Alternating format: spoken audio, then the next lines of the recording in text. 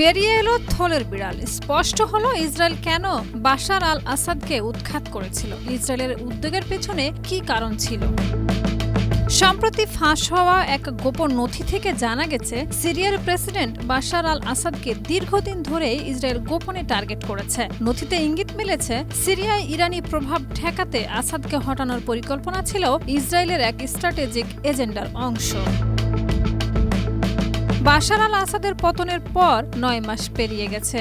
এই সময়ে ইসরায়েল বারবার সিরিয়ায় বিমান হামলা চালিয়ে দেশটির সামরিক শক্তি, বিশেষ করে বিমান ও ভারী অস্ত্রভান্ডার ধ্বংস করেছে। এরই মধ্যে সিরিয়ায় অন্তর্বর্তীকালীন সরকার এখন ইসরায়েলের সঙ্গে একটি নিরাপত্তা চুক্তি স্বাক্ষরের দ্বারপ্রান্তে রয়েছে, যা মার্কিন যুক্তরাষ্ট্রের মধ্যস্থতায় স্বাক্ষরিত হতে পারে।